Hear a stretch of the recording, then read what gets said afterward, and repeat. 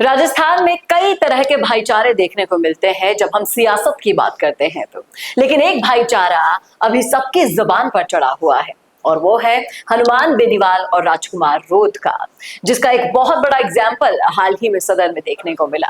क्या इस भाईचारे का फ्यूचर है राजस्थान की राजनीति में? करेंगे इस मुद्दे पर चर्चा इस वीडियो में, इसलिए बने रहेगा आखिर तक हमारे साथ। नमस्कार, मैं हूं चेतना शर्मा। आप देखना शुरू कर चुके हैं संवाद भारत का। भारत के लिए बातचीत करने के लिए मेरे साथ मौजूद है हमारे editor in chief Varun Bhansali ji. क्या आपके पास करियर का प्लान बी है? क्या पढ़ाई के साथ आपने कोई स्किल सीखी है? कुछ सैकड़ों वैकेंसीज के लिए लाखों लोग ट्राई कर रहे हैं, लेकिन फिर भी रह जाते हैं खाली हाथ। तो स्किल सीखो, प्लान बी रेडी करो। यूट्यूब, डिजिटल मार्केटिंग, एंकरिंग और रिपोर्टिंग सब एक साथ सीखो, वो भी लाइव प्रोजेक्ट्स और राजस्थान के तीसरे सबसे बड़े न्यूज चैनल में काम करते करते। ज्वाइन कीजिए mission media on the job training program, जहां इंटरव्यूज के जरिए होंगे सिलेक्शन। प्लान बी तैयार कीजिए। तो वरुण सर, जब सोशल मीडिया के कुछ मुद्दे में बातचीत करने के लिए लेकर आती हूँ हमारे दर्शकों के लिए, तो एक ये वीडियो दिखाई दिया जिसमें साफ साफ पता चल रहा है कि राजकुमार रोध कोई समस्या बताना चाह रहे हैं, उसे इलैबोरेट करना चाह रहे हैं, लेकिन पीछे से कोई उन्हें रोक रहा है। ये सब करते हुए देखिए रोध यहाँ पर बोलते जा रहे हैं।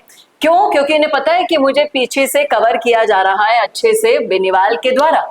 हनुमान बेनीवाल देखते हैं, टोकते हैं और साफ साफ बोल रहे हैं कि क्यों चिल्ला रहा है।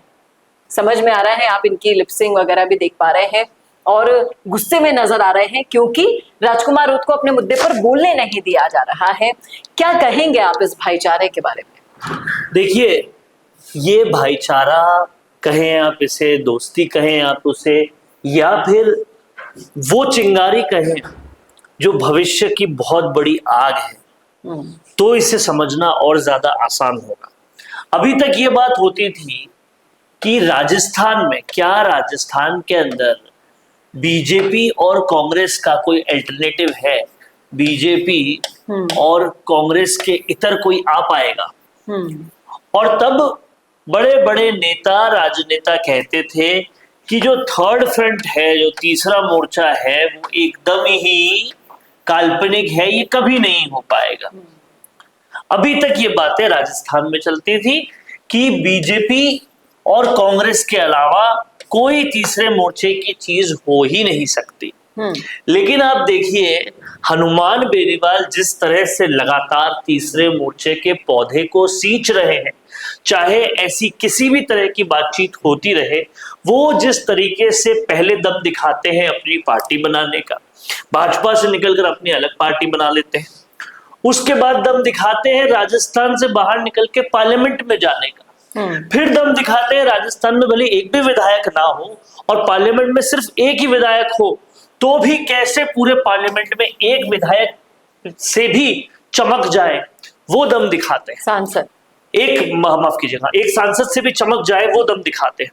और फिर हनुमान बेनीवाल ये काम करते हैं कि उनके जैसे और जो सिंगल पार्टी सांसद हैं, एक पार्टी के एक ही सांसद हैं, या फिर छोटे दल हैं, उन सबको शक्ति कैसे दी जाए पार्लियामेंट के अंदर, लोकसभा के अंदर, इसका दारोमदार भी वो उठाते हैं। और राजकुमार रोध उस सैनिक की तरह है जो लड़ाई तो लड़ रहे हैं अकेले अपने हकों के लिए, लेकिन जब तक उस सैनिक के पीछे दो सैनिक कवर करते हुए सारे विरोधियों को तोड़ेंगे नहीं, तब तक वो आगे बढ़ेगा कैसे? सेना ऐसे ही तो लड़ती। तो यही कवर करने का काम भी हनुमान बेनीवाल सीधा सीधा कर रहे हैं। और इससे आप देखिए, लेकिन इस दोस्ती से दिक्कतें बहुत होने वाली। दिक्कतें तभी होती है जब कोई प्रगति करता है। अब इस बात को समझिएगा, ये चंद्रशेखर आजाद रावण है, ये हनुमान बेनीवाल है। इन्होंने उत्तर प्रदेश में गर्दा ले आया है तीसरे मोर्चे का, और इन्होंने मायावती, जो एक वक्त पर बड़ा पार्टी हुआ करती थी, उस पार्टी का पूरा खत्म करके उसका अल्टरनेटिव ये बन चुके हैं जी। उत्तर प्रदेश में, न सिर्फ उत्तर प्रदेश में बन चुके हैं, बल्कि राजस्थान समेत और कई इलाकों में आदिवासियों का एक बड़ा नाम ये ऑलरेडी हो चुके हैं। लेकिन आप ये देखिए, उनका भाईचारा हनुमान बेनीवाल के साथ जबरदस्त है और हनुमान बेनीवाल पूरा सपोर्ट राजकुमार रोत को जबरदस्त तरीके से करते हैं। इससे साफ है कि आने वाले वक्त में तीसरा मोर्चे को अगर सशक्त करना होगा तो उसके सबसे बड़े सूत्रधार हनुमान बेनीवाल होंगे। पहली बात तो यह है। अब तीसरा मोर्चा क्या बड़ा गेम चेंजर हो सकता है, तो एक तरफ हनुमान बेनीवाल जहां अपने दूसरे तीसरे मोर्चे के भाइयों के साथ पूरे पिलर बन के खड़े हैं, तो वहीं दूसरी तरफ अच्छा गेम चेंजर बनने के लिए आलोचना तो करते हैं, वो जो करते ही हैं, पर अच्छा गेम चेंजर बनने के लिए आपने इनके बेटे आशुतोष की बर्थडे पार्टी तो देखी होगी।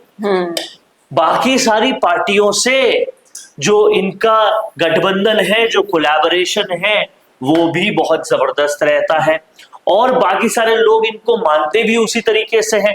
तो समझने वाली बात यह है कि हनुमान बेनीवाल बड़ी पार्टियों से कोलैबोरेशन हो उसका भी पूरा स्कोप रखते हैं।